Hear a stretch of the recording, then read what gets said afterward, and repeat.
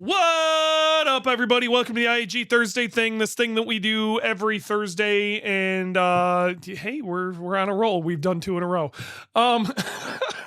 It's been rough. But yeah, it's finally some of this snow around here starting to melt. I got a cool guy bug eye, and I'm kind of in love with it, and I'm gonna talk about it every chance I get. And yeah, that's what's going on. Sorry I got here a hair late. Usually I'm dead nuts on time at 5 Eastern, so all of us can hop in the Discord and in chat. But Mary from All Wheel Drive Tuning had to make that difficult. Mary married me. Oh, Yeah, so quite I'm contrary. calling you out, Mary. You made it difficult. But it's all right. We got to sort it out, and the customer is happy and everybody's happy. So what are you gonna do? So other than that, we're joined which fantastically this week. I'm pretty hyped. We're joined by the birthday boy, Warranty. Happy birthday, bud. Happy you're here. Thank you very much, Dewey. Thank you very much. Why are So, you my birthday? spending your birthday doing this damn podcast? Man, I don't know. I don't even know. This is probably the highlight of my day. Oh no, that's not true. It's going to be going to the gonk meet tonight. Oh We're trying yeah, to get you that you back. dicks are having a gonk meet, and I'm not even around for that. Yeah, Those who know what a gonk meet is, like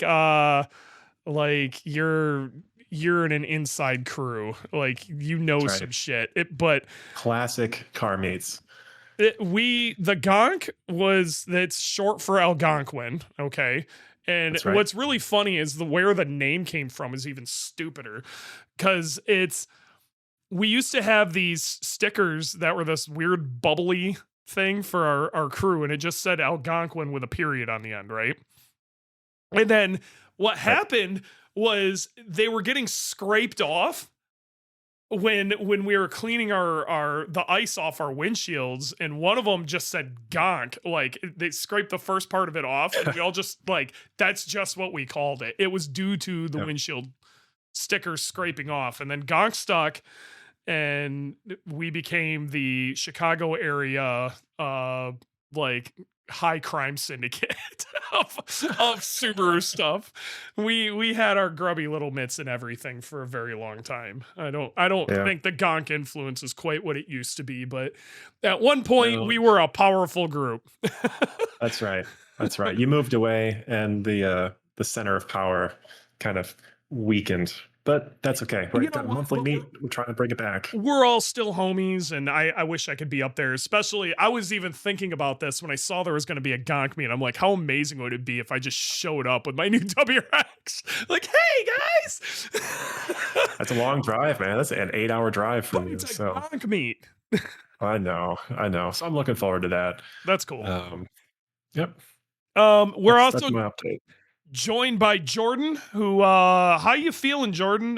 You got the big poke last week, and it sounds like you're feeling a little better now, but what's your situation?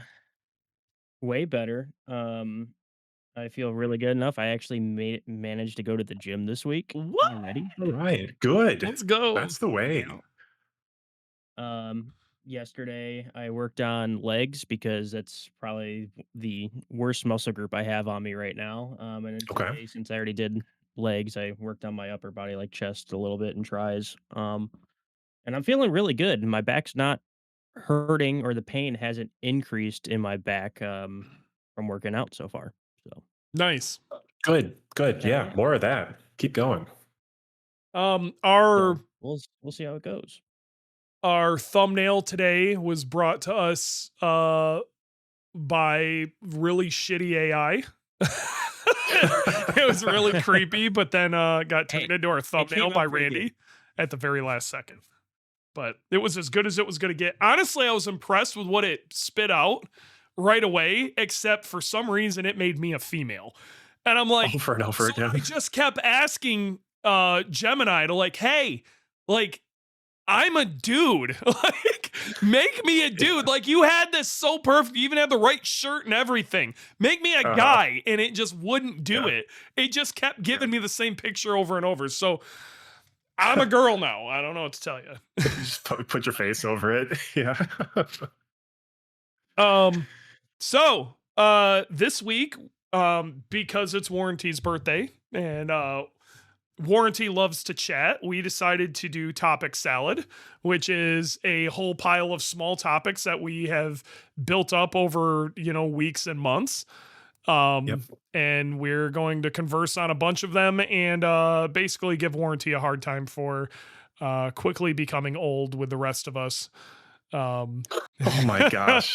Just leading out strong. yes, it's what we're doing. See, you act old, but now you're actually going to be of that age. Is really what's happening. Yeah, So, yeah. I turned 37 today, so I've got to start considering what's my next car. And a lot of them are ruled out, let's just say, because I'm I don't a know little why bit you're older. considering anything but a Corvette at this point. You are of the age.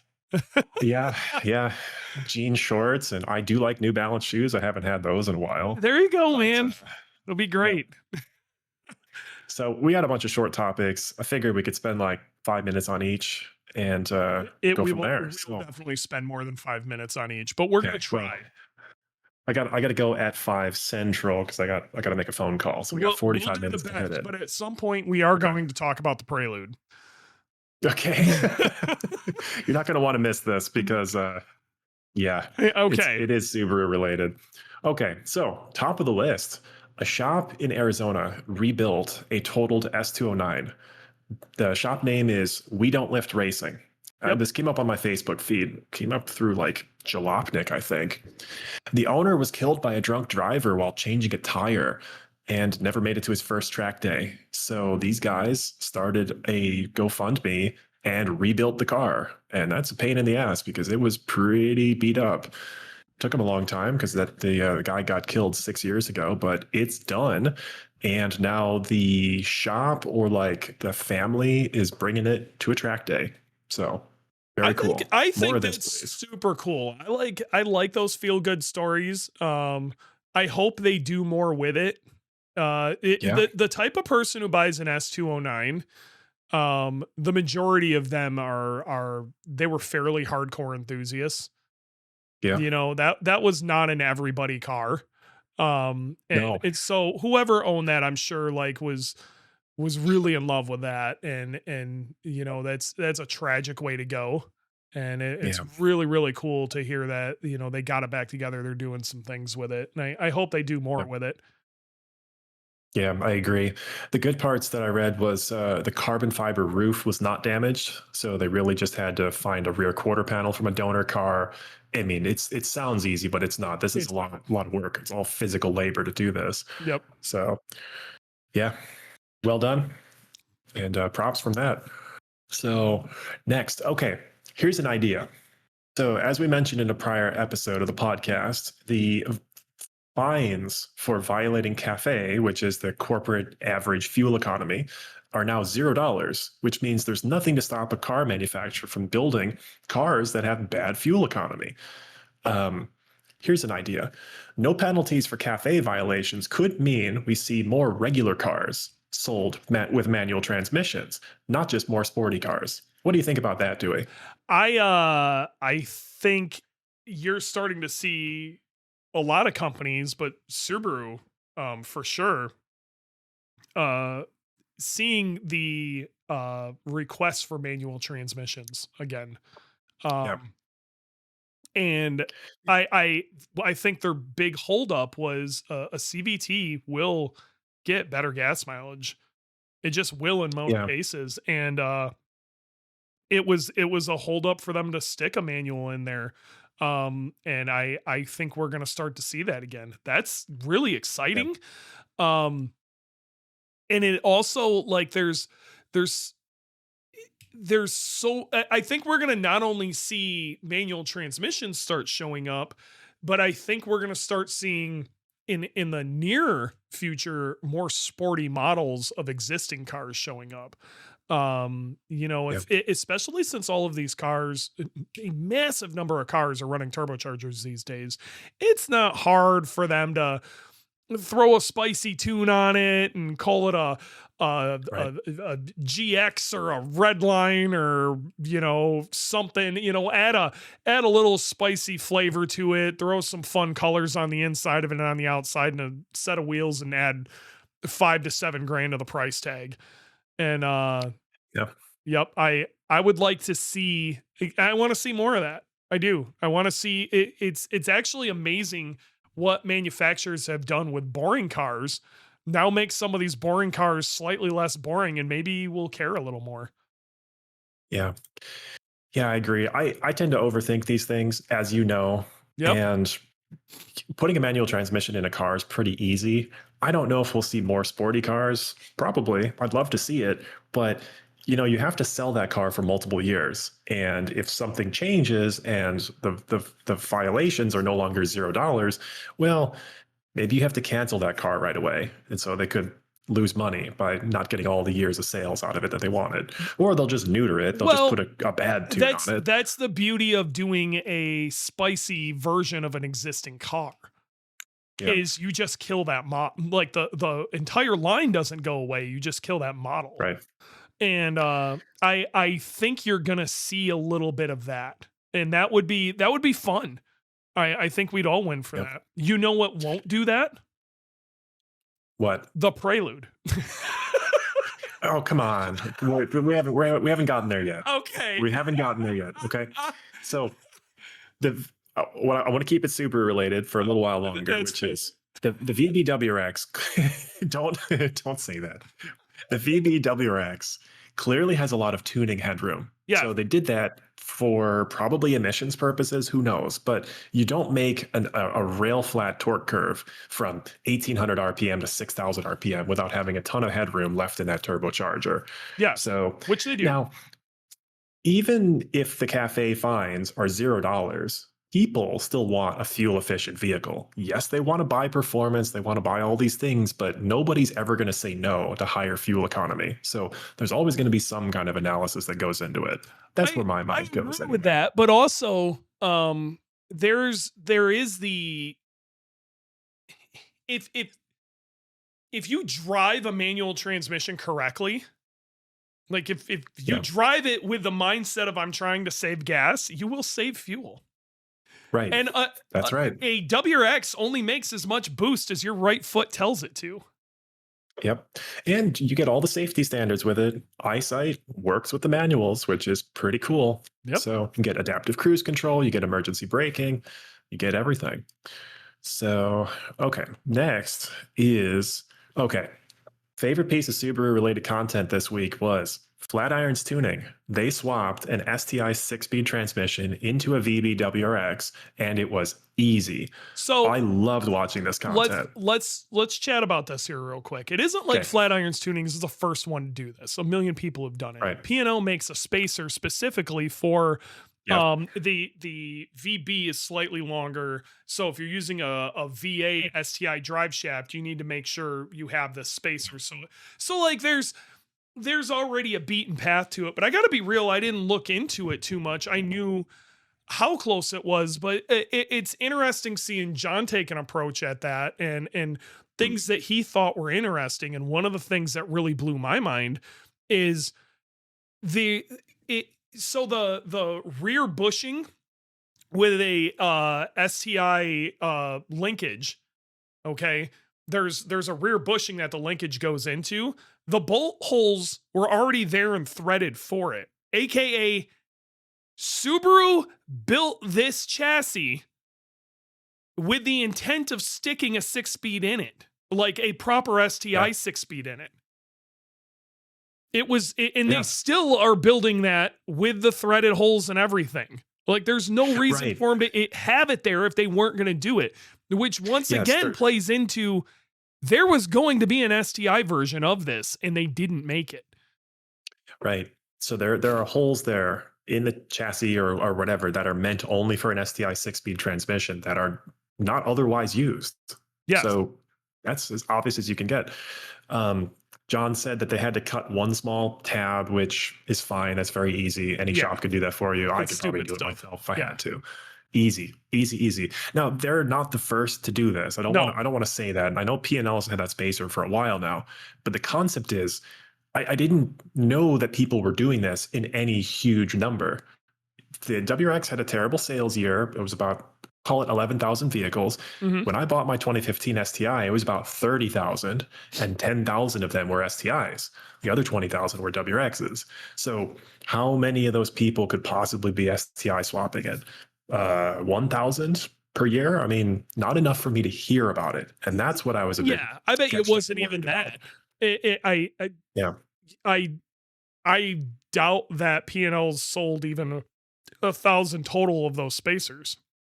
Mm, But and I could be wrong. I could be wrong. Somebody could correct me on that. But the fact of the matter is it has been done. And it's been done Yep. enough for a product to exist to make it work, and everything Yep. else just kind of bolted in. I bet that's been around for years. So now the VB is not a new car anymore. It's been No. around since what, 2022? Yeah. Here we are, call it 4 years later in the model year cycle. And P&L probably put that out within 6 months of the car coming out. Yeah, something like that. But I didn't hear about it. Yes. I didn't get that feeling from the community that a bunch of people are doing this. So my question to you, Dewey, is why don't more people do this? The reasons I came up with is number one, too much effort. Number two, maybe cost. Number three, people don't know the difference between a WRX and an STI transmission, and lack of community. Number four, not knowing that this is a thing. Okay. Number one is the big thing. Okay. Cost is Effort. it's cost. Your number two is the Oh. biggest thing. So number one is cost. Okay. Okay. The reality of it is an STI 6-speed's not cheap. Yep. All right. So you just spent, let's say you got a decent deal and 35 grand on your WRX, right? Yep. Okay. And then you already dumped a little bit in modifications and you're going, man, most people aren't sticking the STI 6-speed in for the reasons like you and I would want it, which is the differentials. They're sticking it in because it's stronger. Okay. And they're getting told anything I can do on a stock turbo, which is basically anything you can do with a stock fueling system, they can get away with on that trans. Now, some of them do break it. Okay. And if they do break it, then they start weighing out the options here. I can spend $1,500 on a used trans, ish, just to replace the trans I got. Or, I'm sure somebody out there rebuilds them for whatever stupid reason. Or they go this route. But if they go this route, they need the trans, the linkage, the clutch, a starter, the little spacer, the rear diff, and the drive shaft. And if you add all of that shit up, it adds up real damn fast. You're looking at, even if you get deals on it, $6 to $7 grand. Wow. Okay. Yeah, that's assuming you're doing it yourself, and then add another minimum of $2,000 for labor minimum. That's, a good shop's going to be a little more than that. That's like your bro. And then we didn't even talk about DCCD control either. Okay. So this stuff, we're looking at a 10 grand bill here. Okay. And that's what the gap was between a WRX and an STI. It was $10,000. I agree. All I'm saying is, like, I look at that and I see DCCD, I see 3 differentials, I see the dynamics of the car getting a ton better. I see those things. A lot of these other people are going, how is this going to help me go streetlight to streetlight as fast as a Mustang any better? No, it doesn't. Other than you could it's stronger. Launch the shit out of it. Yeah, you can launch it and drive like a buffoon and it won't break. But there's even an argument to be made that the gearing isn't better for that sort of driving, because it's going to be shorter, more rally-based gearing. It's shorter, more track-oriented gearing than the current 6-speed, which does have basically WRX plus an extra gear gearing. I do wonder about this because the new VB WRX has a 6,000 RPM redline. And when I had my STI, the VA from 2015, the redline was 6,700 and it felt wrong. It clearly, the STI gears were geared more towards like an 8,000 RPM redline from the Japanese 2-liter. Yeah. But 6,000 RPM is in the wrong direction. So you're going to be shifting a lot. So It's going to maybe it feel doesn't. really close ratio. Now, with that Yes. stated, it also so you're going to be driving down the highway at a higher RPM than you normally would and stuff. It may Right. not make sense to a lot of people, but it'll be a ton stronger. Yeah. And like if you're doing anything motorsports oriented, and Mhm. there's a lot of situations where you would be in second where you can now kind of lug around in third and it's totally fine because that FA24 Yeah. makes torque. It Yeah. it Down may low. make sense. It Yeah. might make sense, but there's a lot more to consider than why didn't they just throw the 6-speed in there? But the funny part about this whole thing, and again, I can't stress this enough, is Subaru 100% intended on putting a version of some sort of that trans in that car. There is no denying they weren't trying to do that at some point. The holes are already there for the bushings and shit. Like it The was, WRX TR has the really nice brakes. It has the nice suspension. It has the nice seats. It has everything but the transmission. yeah, and a little extra power, but yeah, which is easy to Okay, get. but That's the aftermarket can take care of. yes, yes, yeah. That's what it's the weirdest WRX trim level by far, Oh, for sure. and I it's got to be cost. It's got to be $10,000, and you can't put this into a car loan, and then spread it out over 5 years or whatever. I mean, cars are expensive, man, and people are a lot less reluctant to hack the living shit out of their their daily driver, the thing that they spent 35 grand on. They're a whole lot There's more not apt to much do it on hacking. 10. That's the whole Oh, point. I Is you agree, can do but this. they're reluctant to do that, man, and change out a bunch of parts. Their warranty's gone. If you were to roll in there with a 6-speed, I'm telling you, we can talk about Magnuson Moss and all that, and yada yada yada. I'm gonna tell you right now, they will void your warranty the second you roll in there because they don't know what they're looking at, and it will be an argument if that engine were to be left bone stock. Then there's an argument to be made that the gearing's different, therefore, like the tuning isn't quite correct for it, therefore that's what caused the engine to fail. Okay, you're making a devil's advocate argument, and I think you're right because OEMs don't want you to change anything. No, Now, and that's a big RPMs change. that I don't think it changes the load on the engine because you're not I over don't revving the car. I don't think it's going to change it enough to matter. Yeah, Okay, and it, you know, it's actually in theory because the gearing is shorter, it would be easier on the engine. But again, yep, there's they're going to argue it any way they can. Okay, and they will bring sure, in their own experts and alternative yeah, facts and all sorts of crap to yeah, make it make yeah. sense for them.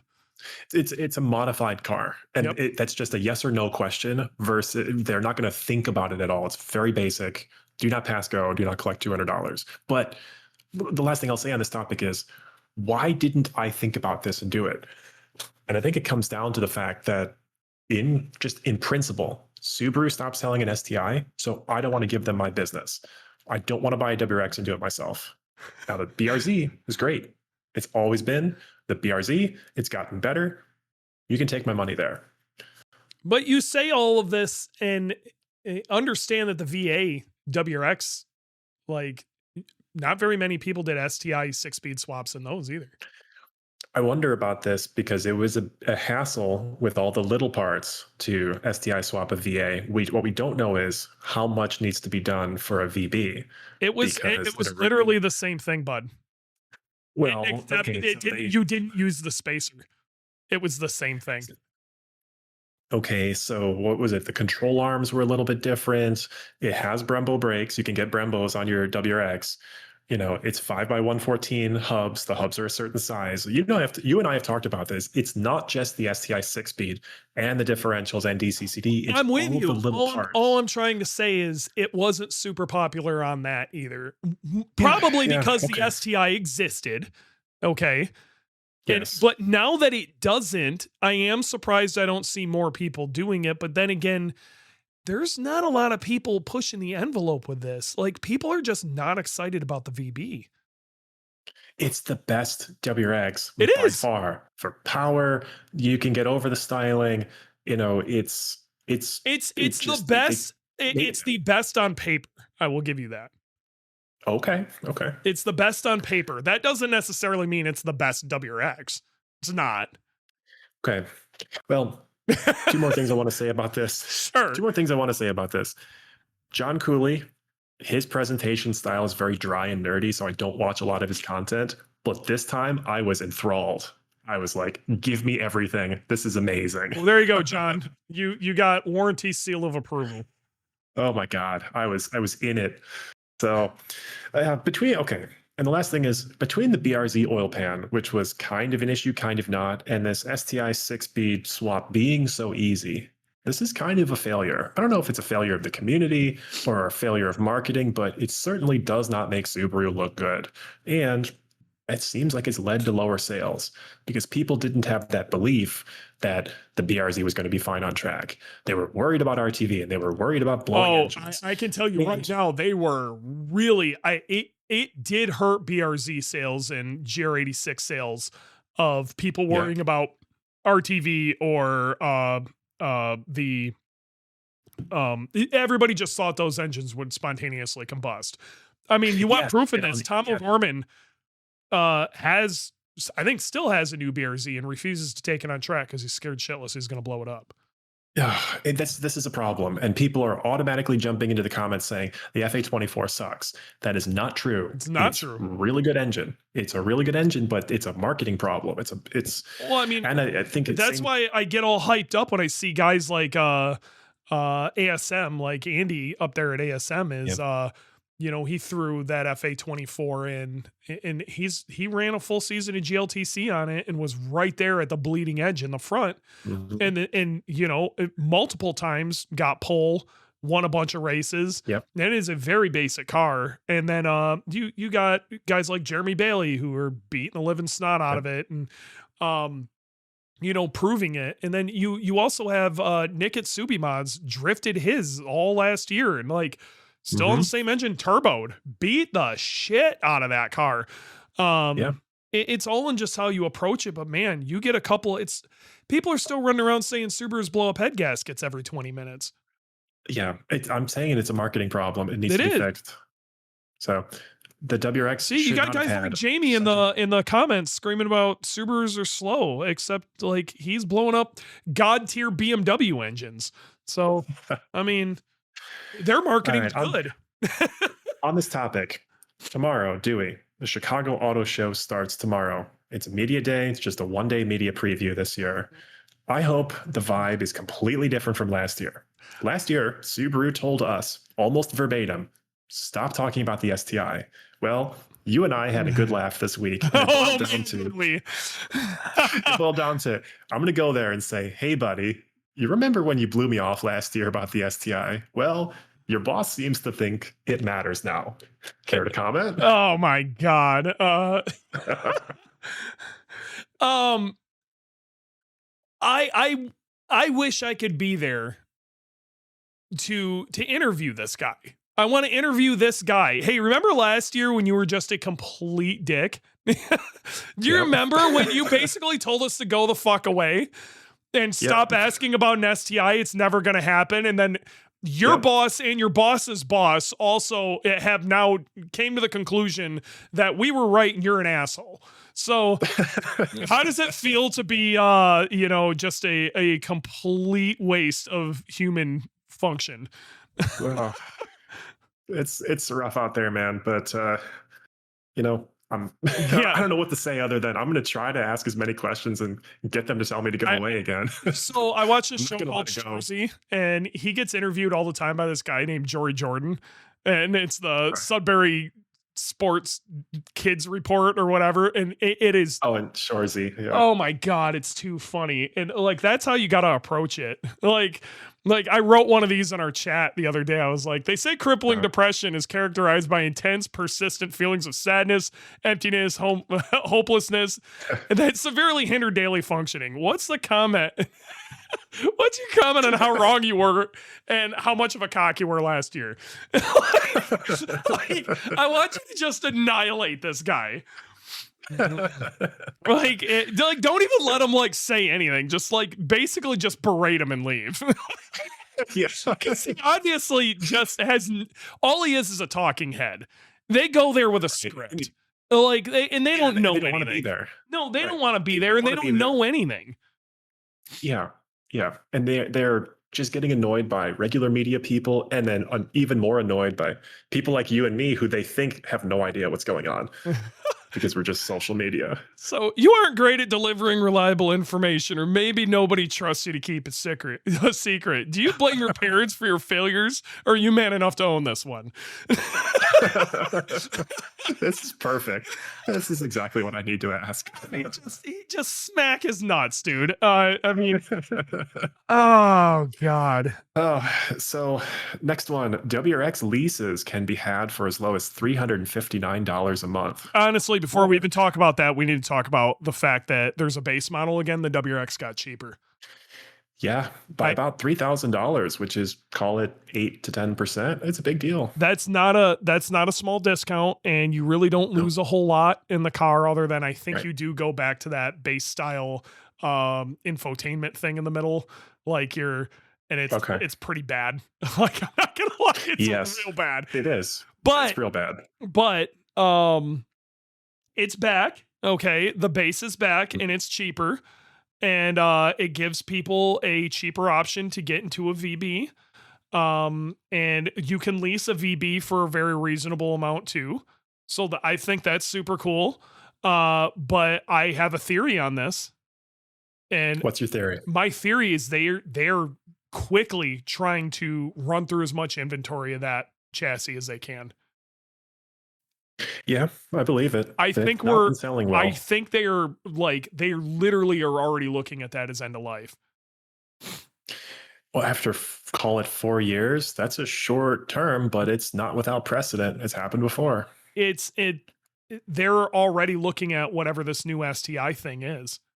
Like the future is going to be whatever that concept B is, which again it's basically a wide bodied cross-track body. You know, it's still Impreza base, but I think the VB is I don't think we're going to see it for much longer, which is kind of a shame, because I got to be real. I love our VB, like our IAG VB. I think it's fantastic. I love driving around in that thing. It's great. It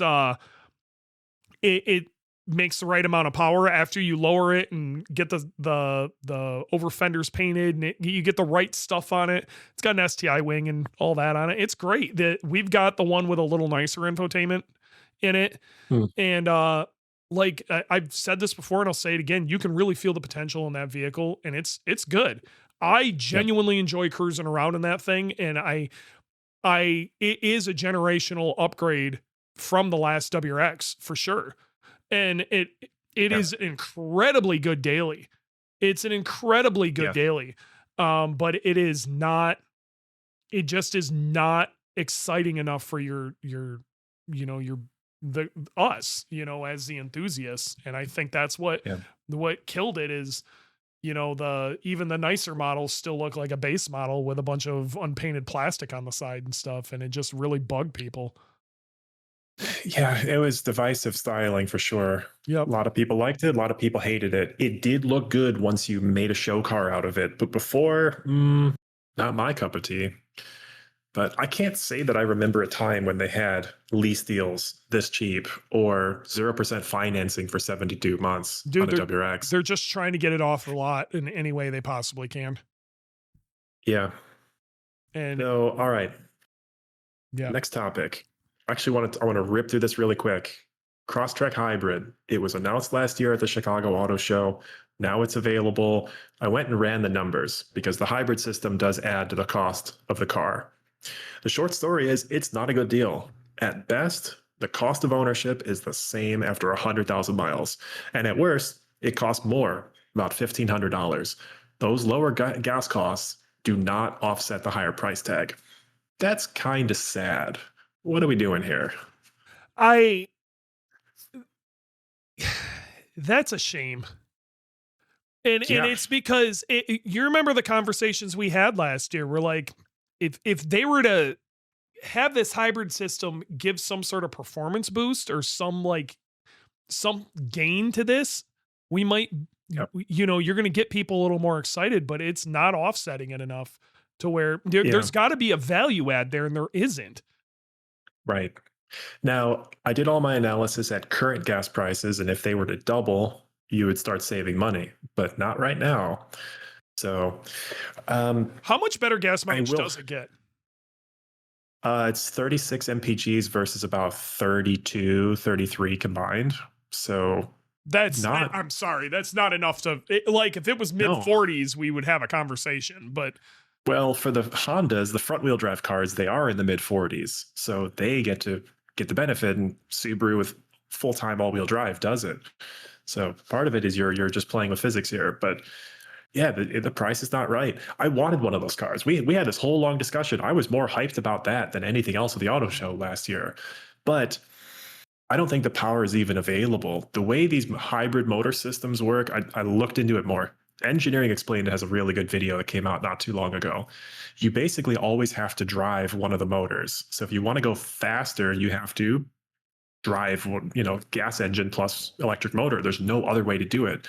I was thinking, all right, just give me an extra 50 horsepower for 10 seconds.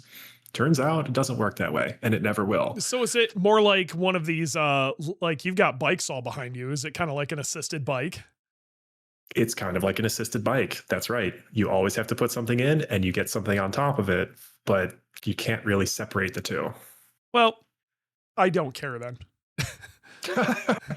Yes, we're telling them this is why I would buy the car. I need better fuel economy or better performance, and I'm getting neither of them, so I'm back to not caring. Yep. Which leads me to my next comment, which is on the Prelude. I got so hyped, Dewey, because I really want a hybrid sports car. So hyped. I was frothing at the mouth. Okay. And then the Savage Geese review came out, and they said in their typically dry style, this car is awful. It's expensive, and it will teach you to be a bad driver because it's so slow. You can just floor it everywhere. And then eventually the battery runs out and it gets even slower. So it's got infinite grip and nothing going for it. That is horrible. So I'm back to not liking this car. It's not even like, it's not even pretty. Like it's not offensive, but there is no redeeming quality to that car. And you were so hyped, and I'm just like, dude, this is an appliance. It's a 2-door appliance. You can't get it in a manual. No, you can't. Blame the hybrid. Just like everybody is saying, and I am so happy everybody is saying this. Who is this car for? Yes, it's for old people who want a nice looking car that's a little sporty and they get all the great hybrid gas mileage, whatever. Dude, it's for a really strange, 50-year-old secretary. Like that is. Man, I'm strange. I'm not strange enough for that car. No, I can't justify it. It's so weird, man. Want a hybrid STI? I just want 50 extra horsepower from a hybrid motor. Let me sit in a parking lot without turning on the gas engine, run the HVAC, I don't have a dog, but keep my dog happy. That's what I want. Hybrid STI, more performance. But anyway, so, all right, next topic. I have a friend who's considering a new car. He has a second gen BRZ, Dewey. Now, we've had some mega arguments about it this week. Yeah. And I think I actually agree with you, but just I come at it from a very different perspective. Yeah. So his argument is the BRZ is not practical. Fine. It's not fair. a good car for flat Midwest roads. That's also fair. That's why I moved to Tennessee. Yeah. It's not a great car for up there unless you are going to autocrosses all the time, going to fine track days, or spending your weekends driving hours upon hours away from where you are at right now. Okay. It's not now here. It makes more sense. I can go find a couple of cool roads around here. I don't have to go too far. And I'm on the flat side of Tennessee. If I was on the other side of Tennessee, they'd make all the sense in the world. Okay. Your commute to work would be great and you'd be having a great time. But what he's doing right now, I agree. It doesn't make any sense. And that sucks. Yep. I'm okay with the level of practicality in the BRZ. I can cram ungodly amounts of groceries in the back. And yes, it's not a good car for flat Midwest roads, but give me one corner and I'm happy for the day. So it's a fun car. It's a fun car That's no not matter how I enough to drive have it. for everybody, though. You know what I mean? I know it's not enough. The last thing he said was it's too capable. It's simply got too much grip, I guess, in the corners, so there's no drama. This is kind of the problem I had with the coilovers and the high grip tires. The car got more boring. So he wants to step to a more practical car. So it's going to be a four door. Top of his list is a VB WRX and an Acura Integra A spec, not the Type S. That's too much performance and too expensive. So Well, I think you it's a heard my. great idea. I think he probably is the perfect person to buy a VBWRX, and I think he would be surprised as how much lower the capability of that is in the corners. So he might have fun trying to balance that. But what he Okay. needs is, you live in the Midwest, okay? It's the reason why Texas is infatuated with acceleration. Okay. Yes. All right. Right. Is he needs something that when he hits the throttle, it is Mhm. interesting, because all you can do is go in a straight line. So how do you make that interesting? Right. Okay. And that's one of the Yeah. things that, like, I gotta be real. STIs kind of make entertaining. You smash the gas, things happen. A BRZ, Sure do. it does in a very linear, easy to control, kind of boring fashion. It makes Yes. it's great on track. It is underpowered for, trying to make you smile on a highway. Okay. You're just, Yeah. and I think a VBWX with some small modifications might be interesting for him. I think he'd really enjoy that, because it adds some serious thrust. I don't think he's going to be Yep. as happy with the Integra as he thinks he's going to be. Um, I agree with you. So he also has a Mini and he very much likes slow car fast, but he's just going to get that again with an Integra, which why would you have two of the same car? I actually like it's going to be less drama in the Honda too. Like the Mini, there's drama Really? to it. Oh yeah. Yeah, the Mini, there's a little Okay. drama and it's a little interesting. Acura is going to be so fucking boring. Oh, he wanted a little more drama. That's why he was leaning towards the Integra rather than No, VB. He no, was worried that the VB is just going to be so capable, it's no, going to be boring. no. Actually, it's going to be the other way around, I would say. Wow. Yeah, Okay. I don't think other than maybe he's going to spin the front tires when he's in like a rainy situation, that might add some, but it's the front tires and that's boring. Um, Yeah. so I like the I color. think he's going to have a more entertaining time in the VB, but I'm going to tell you what I told I'm going to tell everybody what I told you earlier, and what he Yeah. actually needs. And tell me I'm wrong, and that's fine, but he would be better off in either a VASTI, or if he really wants to have a good time, have the capability, kind of have your cake and eat it too, he'd get a Yeah. GDSTI. Yes, I agree. And I told him. Um, I don't know why he said no, other than he wants something a little more restrained, lower limits, and an STI is going to have higher limits It than depends on what just tires you put Acura. on there. I Sure. think he's going to be very surprised at how he's not going to get any feedback from that Acura. That's Well, you got to understand, that's a Honda trying to be a luxury brand.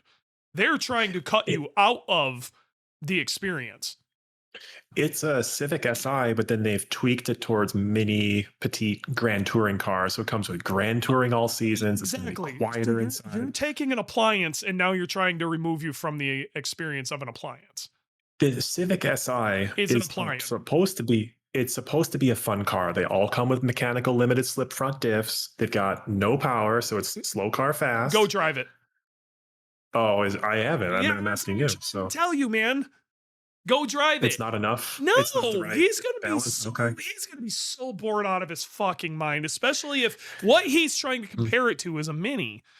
Minis Yes. have are their own level of drama and entertainment. Hell, we've got like my kid drives a first gen Mini here, NA, makes like 118 horsepower, makes no power whatsoever. Okay, that in that like that's slow car fast. Okay, That is Okay. as close as you get to that. There's so much more drama going on with that with no horsepower. There's so Mm, much more happening. You're so much more involved. Like if you go to one of these newer cars with absurd amounts of sound deadening and electric power steering, and you are so dampened from any sort of vibration from the engine or any like yeah. that's those little things are what make the drama. And they're all of that's gone. Mm. And then an Acura takes that one step further than the Civic. So he wants engagement. That was the He's word that he kept not coming back getting to. that out of either of those Honda based products. And Oh, honestly, I'm not trying to like crap on the VB again, but like if he wants engagement, he should drive an STI and just put it on all seasons. yes, I know how that car is going to drive. It's going to be great. The hydraulic power steering is my favorite power steering It's of gonna any make car the that I've right driven. noises, and Yes. it's he's gonna have a great, and it's very practical. Yes, it is extremely practical and it feels dangerous when you put your foot down. He can And it's going find to one for feel like a like a weird. really clean one for like 25K. Hmm. Yeah. So tried to tell him, but I think this is a situation where even I can't like convince somebody not to buy a washing machine for their next car. So He's gonna hate it. He's gonna be one of those guys probably, that keeps buying washing machines, okay? And then he's gonna hit like 45 years old, and he's gonna go buy a uh, Lotus Elise, which is the absolute mm, polar complete opposite. What will attract him to that is it has no sound deadening. It is manual yep, everything. It is the most basic of basic things, but what he needs is two cars. yep. He does. He has the BRZ. He had a first gen BRZ, and now he's got a second gen BRZ. And his second car is this supercharged older Mini Yeah, that is which needs a is a lot of riot. love. And yeah, it needs a lot of attention, and he's spent the money to clean it up. So he's got two cars, Uh, but they're like completely separate. He wants both to be Yeah, engaging cars, but that's I don't know, man. I got to be I'm a real. one The car guy. BRZ and the Mini are those two cars are actually filling the same slot.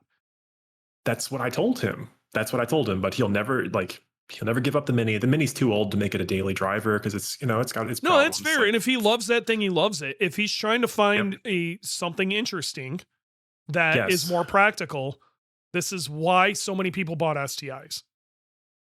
yeah, yeah. It's such a weird car. It's a tractor when you drive it in regular traffic, but you're always engaged one way or the other. That's for sure. Yep. So, all right, I do got to bounce a little bit early because I got to make a phone Well, call. you get out of here. I But think I got a couple of questions in the chat. questions in here. Cool, man. Let's screw with those, and we'll see you later, bud. Happy birthday, man. Thank you. Yep. See you, dude. Question for the group: do you think a GTX 3071R is a good turbo for 340 or too laggy? It's a little big for a 340 wheel. Where's the horsepower number coming from? Like, why are we talking about 340 wheel?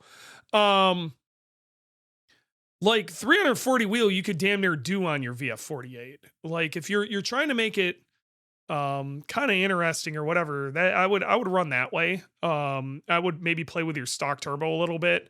Have a good time with that. Like a 20G would be a good option for that, something along those lines. Blausch 1.5 XTR on low boost, something along those lines. I think a 3071 is like a 3071 on kill could make 5. And honestly, one of the new ones, like a G series, like a G30 ish, they could make damn near 6. So, like I again, that's assuming you're using ethanol. If you've got 91 octane, 20G will be mid to upper 300s. If you're you got options that way too. But I think a 3071 is a bit overkill there, boss. JT Bowman. I'm assuming this is Mr. Bowman himself. Him and I go way back. He's an old Marine Corps buddy of mine. I remember when the Del Sol, being a roomy, nice little sports car, as small as it is, being 6'1" and fitting comfortable. Yeah, I had a Del Sol for a long time. I had a 94 Del Sol VTEC I bought from this little old lady. It had 220,000 miles when I bought it from her, and the thing was mint, like mint when I bought it. And I'm 6'4", and I had room in it. It's actually incredible how well I fit in a Del Sol. I love that car. God, I had so many good times in that thing. It was great. Um, but yeah, Chris with the STI. How much are ported heads worth when trying to make around 500 on a G25 660 with GS1S? Porting's going to help you make the power easier. It's the best way of putting that. Especially the exhaust side, opening up the dog leg and everything else. G25 660, you're gonna make in that mid fives pretty easy. GSCS one will help. Kelford 220B, same situation. Those cams will work really well. But it's going to allow you to make that power easier. Intake porting will help a little bit, but the exhaust side, concentrating on the exhaust side, that's where your gains are going to come from. Basically, the porting is going to help you fatten up the power band.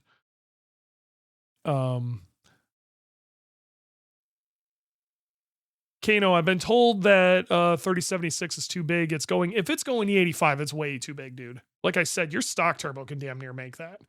I would maybe sell that off and get yourself a good stock location. Like I'm a big fan of a Blausch 15 XTR, the 15 G2R, Cobb 20G will do the job, but you'd be damn near there with your stock turbo on ethanol, man. If you miss it by 10 horsepower or so, whatever. Chris with the STI. Also, which turbo would you choose from the G series for the more powerful 15 XTR, but rotated for future proof being the goal? I gotta be real. That G25 660 ain't a bad play. I think they made a new G25 700. They also have a small G30 right in that area. Something like a 0.82-ish hot side. It would be, if you're trying to make that mid 400s of without killing it, and then you crank the thing up and you can make mid fives that in not get too wildly unreliable, that would be the play I would go for. It really, just going rotated in general is going to open up a lot of options for you, though. So JT Bowman. Yeah, he's talking about missing the Del Sol. Dude, I had some good times with that Del Sol. Not gonna lie. I paid my rent street racing with that Del Sol a couple of times. Can't do that shit anymore, but that Del Sol is the reason I turned this weird hobby into a job, is really the best way of putting it. I made a whole lot of connections, made a whole lot of friends, met a whole lot of people. Had some really, really good times with that car. It was just that car was a gateway into the community. Before that car, I really wasn't a part of any form of community. That car allowed me to become a part of the car community in some sort. So I was a Honda boy to start. And then all this crazy Subaru shit happened, and here I still am. So the Volkswagen Corrado that I had, you guys may not know this, but I've had quite a few different cars. I had a second gen RX-7. I had a 240 for a while.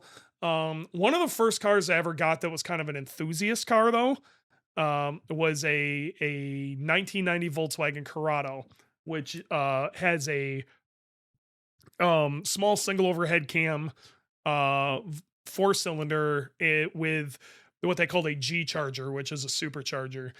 And that was my first foray in anything that was kind of a sports car. Okay. And I love that car, but there was no community behind it. It was so weird, and so many people didn't know what it was, that it was hard for people to like talk to me or whatever. The Honda, and I that was one of my 3 Corrados. I've owned 2 G60s. Okay. And then went on to get a VR6, and I loved my VR6. That was a sweet car. It's unreal how expensive those cars have gotten. Okay. Like, to get a clean one these days, it's a minimum of 10 grand.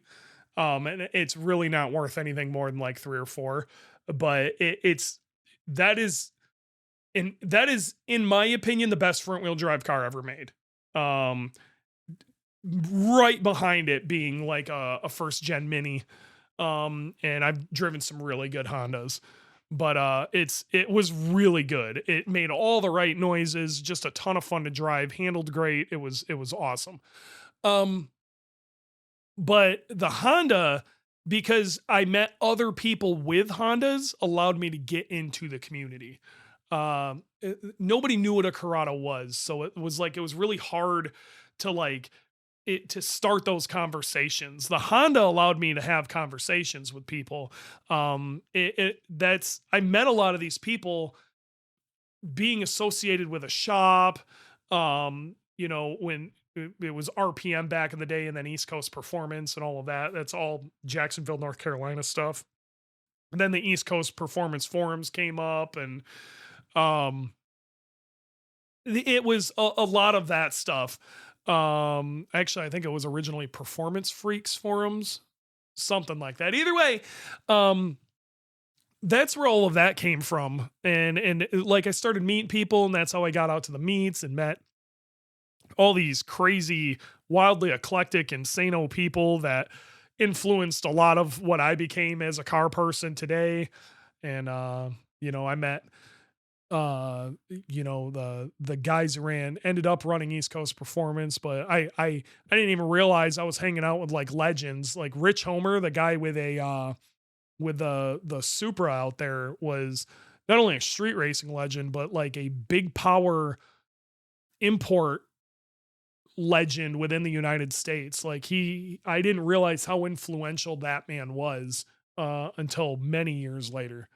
We were walking amongst the gods, uh, Bowman, and didn't even realize it.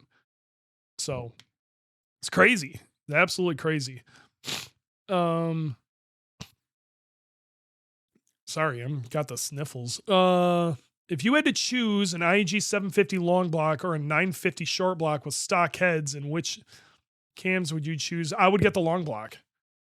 Um, I would get the long block. I mean, there's really no question behind that. Get the 750 long because the pocket ports we do to the heads really work, and you're gonna. It really depends on your power goals. If it's sub 600, definitely get the long block. If it's more than 600, then save your money and do it the right way. Like, don't stick stock heads on a 950. That doesn't make any sense. Steph FSTI, how much more rough are the comp series engine and training mounts compared to the group N stuff? Not as much as you would think. If you were to get, like, we have the street series, we have the comp series, and then we have the solid ones. The comp ones, they're a good step up. Don't get me wrong, you're going to get some vibration and stuff. If you're worried about that, even our street series are a step up from group N. Okay. So if you're really worried about vibration and stuff, go to the street series. That's a very low key step up. But if you actually want to get stuff solid, go to the comp series. It's not as bad as you think. It's still a bushing. Okay. It still has some give. It will pull some vibration out. The fluid damper definitely is going to help too. It's actually really surprising at how much vibration that pulls out of the entire driveline. It's really good.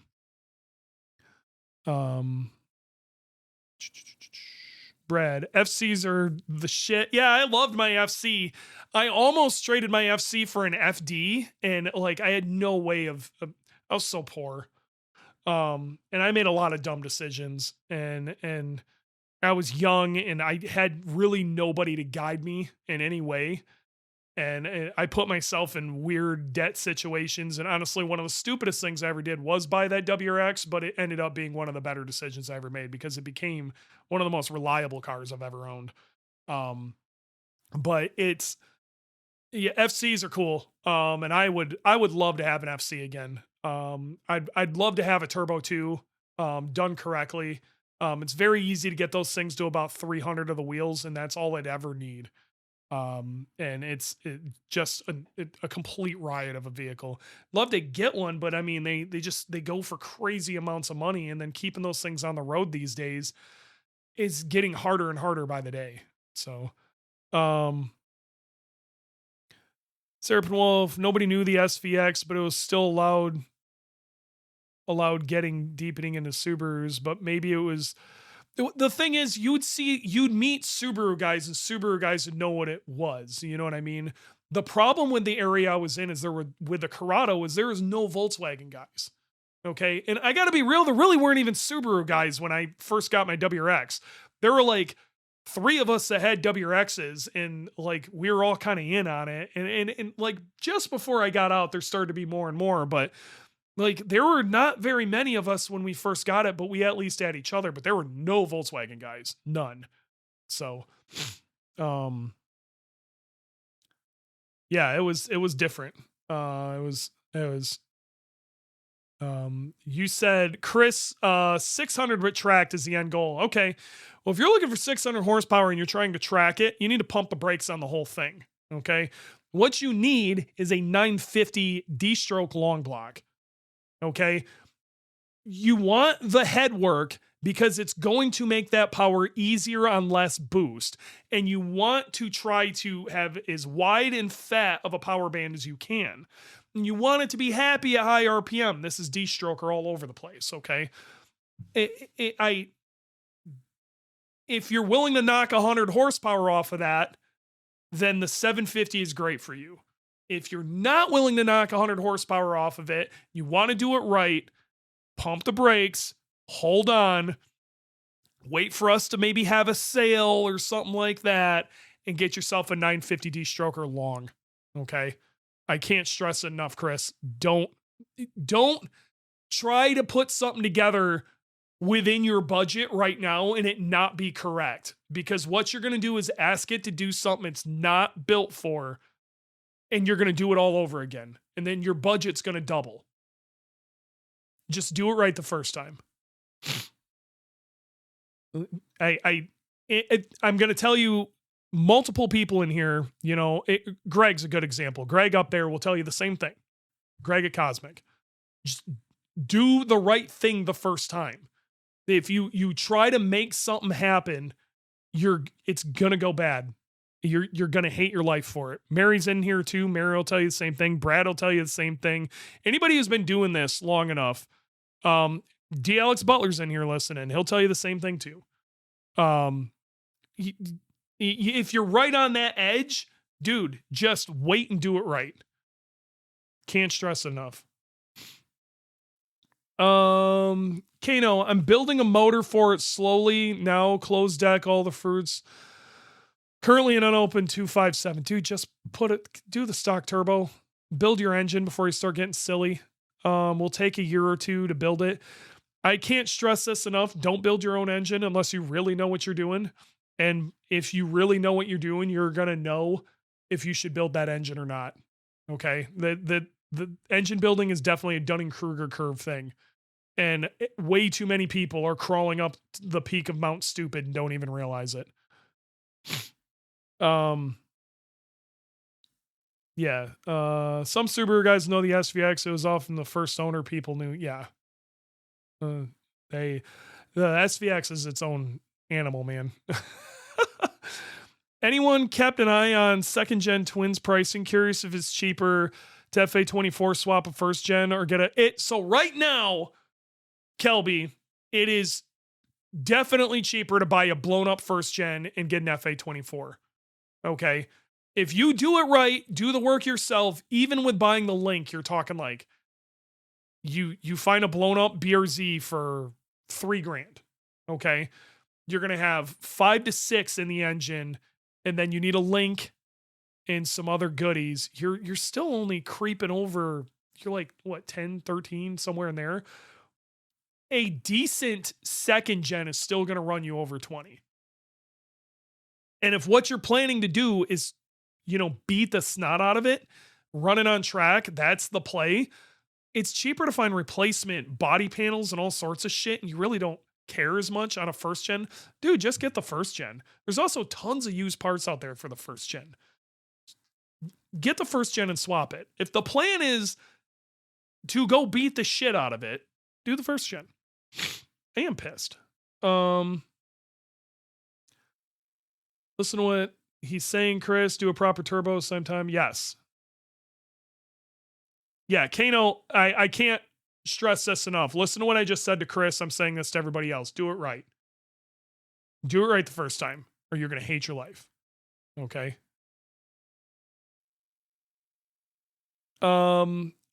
Steph, the thing is, even if you are going to build it yourself, at least I can't stress this enough. Do not assemble your own short block. I know some of you guys out there have done it and have had decent luck. I'm gonna tell you, I know a million who haven't. Okay. It is not easy to do it correctly without the right stuff. You are so much better off just buying a short block. You want to mess with the heads, whatever. You want to put the heads on the short block. You want to assemble it out from there. Do that. At least buy the short block. Chris, how would a D-stroker with a G25 660, how would it act compared to the 1.5 XTR and a 2.5, do you think? Honestly, it should be very similar. You might be able to ring out the G25 a little bit more because you can get a larger hot side for it. You get yourself close to like a 1.0 hot side, it's just going to breathe so much easier. So even if you make the similar number on a dyno, the D-stroker is going to be way less stressed because you're on that rotated turbo. My 2 cents on that for what you're trying to build, just due to rod ratio alone and how much less stress side load you're putting on the piston, less stress you're putting on bearings, especially at 600 horsepower and higher RPM with track use. I'm going to recommend you go with a D-stroker. So not myself. Okay. Well, thank God you're not building it yourself. Kano, I'm easy to get a hold of, man. You can either email me at dewey@iagperformance.com, or you can give us a call. You give me a call, just ask for Dewey. You'll get a hold of me. Anybody who's listening to this, I am super easy to get a hold of. It's funny how many people pick up the phone. They're like, holy crap, I didn't know I could talk to you. What do you think I do when I'm not doing this? I'm a build advisor at IAG. It's what I do. And we are getting to that part of the season. We're in that time frame where people are building things and putting stuff together. That's where I come in. Come talk to me. Call me. Ask for Dewey. I will help you out. Okay. Robert's solid too. Talk to Robert. Robert will help you out. We're here to help you. Okay. So give us a call. We'll talk through your build. We'll tell you if you're a moron or not, but be prepared. Neither myself or Robert are even remotely scared of telling you what you're doing is stupid. I cannot tell you how many times I talk people out of things. It's literally what I do all day long. My job here is to make sure your end result is as good as it can be. That's what my job is here. So yeah, you give me a call, man. I'm more than happy to talk to you guys. All the guys in my local shops are doing FA24 swaps, especially since my state dropped inspection requirements. FA24 swaps and BRZs are mint. It's so perfect. I still prefer the first gen BRZ. Okay, I do. I think it looks better. I like the little haunches. For it kind of, where the top of the fender is, so it's kind of easy to point the car. It's for a track toy, it's the stuff's easily replaced because there's so many used ones out there. And I like the simplicity of the interior and everything else. Again, for a track toy. If this was a daily driver and this is what you're going to be, you have to live with on a day-to-day basis, absolutely the second gen is better. There's not even a conversation about it. By the second gen. But if what this is a track toy, second car, when you get in this, you're trying to have an experience and you don't care that the radio is god awful and none of the rest of that means shit to you, just get the first gen. It's the answer. Chris, okay. Still going to be a street car and try to have fun sub 50 mile an hour, but you know how military, yes. Yeah. Don't mess with the MPs. That's never fun. Oh, I answered on Instagram. Well, I try. It's kind of my job. Chris, the current setup is lazy and not really fun because 58 XR. It only makes 410 at 4200. I'm not even sure what your current setup is. If, like I said, Chris, if you want to call and chat about it, we definitely can. You can't tell me what to do. You're not my dad. First gen BRZ is a rallycross slut. I mean, realistically, that is a bunch of 08 WRX stuff under it. The control arms are flipped and some other small stuff, but you'd be surprised how much of that transfers over. There is flat out some other companies make rally style suspension for it, so you could raise it. There are options out there to do that if that's really what you want to do. And you want to try to do two-wheel drive rally stuff, you're going to have a very hard time finding a better platform for it. I think that's a super solid idea. The only downside is the rear suspension. That multi-link suspension in the rear just does not have a ton of travel. It's probably the biggest downside of it, and that's where maybe an old crappy BMW might be a little better, but you'd be surprised what you can put together. Extended top hats, lift kits, stuff like that. You can get a little more out of it, and it might be enough for you. All right, what else we got? A couple more questions. I'm here to chat. Brad, 40 mil restrictor versus the 41 pound a minute turbo. Both are capped. Oh, we're talking about street class. Brad, I don't know, man. A 40 mil restrictor is small. I have not done the math on how much power that's going to allow you to do, but right now the meta is 41 pound a minute turbo. Okay, it's not hard. The meta is the 41 pound a minute turbo. Really what the meta is there's a couple of companies out there that cram Evo 9 guts into a Subaru housing and you just stuff that on your car. That's the meta for street class and grid life. If you really want to haul, that's the answer. 40 mil. Dude, I don't know what that would even look like as far as power. The reality of it is you could probably build it to be real nasty. Real nasty. Oh, Kelby, you think you know. Kelby, oh man. Either way, Brad, we got to do some math on that. Okay. I think you could build prestigious amounts of torque if you did it right, but I don't think you're going to make any horsepower. And I think you're just going to get ran away from. So I think you take an Evo 9, the Evo 9 turbo guts in a Subaru housing, and that's the play. Because they've deemed the Evo 9 turbo legal. So,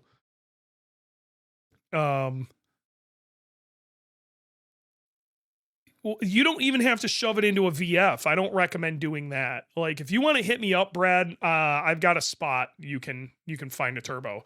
It ain't going to be cheap, but it's going to be worth it. Kelby, Dewey's dream car, FA24 swap, BRZ, Boogeyman. You say that, but out front of my house right now is the car I've wanted for years and years and years. Don't get me wrong, FA24 swap BRZ is, and I will have another one of those. But like my bug eye, I am in love with. GDSTIs done correctly are fantastic. And if you need one car to do everything, good luck doing better. Chris, oh, I meant to ask. I was struggling to find the answer for what I can run street class grid life in it. You can with the turbo is your restriction in street class, Chris. You can do whatever you want to the long block. You can have one of our billet blocks in there. It doesn't matter. It doesn't matter because you're limited on what you can do with the turbocharger. That is the big limiting factor of what holds the turbocharged cars. It makes them not street mod cars. So, Serapin Wolf, first gen OBS swap. I always have at least one. I'm vaguely working on getting a third. Figure out where to hide it so I don't get yelled at. Yeah. Serapin Wolf, have you ever messed around with turbocharging the 2.2 liter? I've done a couple of them where I take the old 2.2 liter and put US domestic market WRX heads on them, or just like short block swapped a 2.2 liter into a US domestic market WRX and retuned it. Those actually turn out pretty good. It's surprising how well and how long those run. And I mean, it's like, that's a $200 short block. You can find those used for people just like, dude, get it out of my garage. And it's funny when I see people like, oh man, I gotta go get an EJ20X or whatever. Dude, the block you need if you're just trying to get your shit up and running and moving again is that old NA 2.2 liter under some WRX heads. Oh, that's funny. Chris, would still be building on a rotated kit. Well, then you're not in street class. The second rotated kit gets brought into that, the turbo has to stay stock location. You can't run street class with a rotated kit. It literally states the turbo has to be in the stock location. That's where you're at with that. If you're trying to run street in grid life, it's a rule. It's not just a size restriction. You need to read the rules, buddy. There are a lot you need to read up on. Yeah, so that's about it. I see Dylan out in the crowd. He's been welding a lot lately. He's helping out the welding department, so he's stacking dimes. That's his thing right now. I'm pretty sure he'd rather be doing other things, but it's good practice, and Dylan's always willing to help out. He's a good guy. So, Kelby, what is it? Look at them dimes, just stacking those bad boys. What do you know about that? Kelby, what are you sending me? Grid Life official rules. Yeah, what do you want? Did they get rid of the restriction that stated it had to be in the stock location?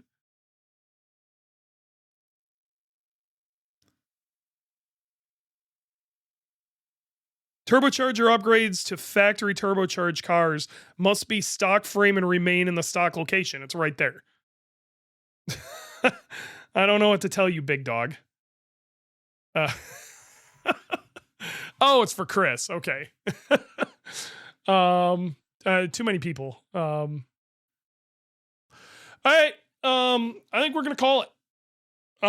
It's been real. It's been fun. It's been real fun. And I hope you guys enjoy your evening, and we will see you guys next time. Later.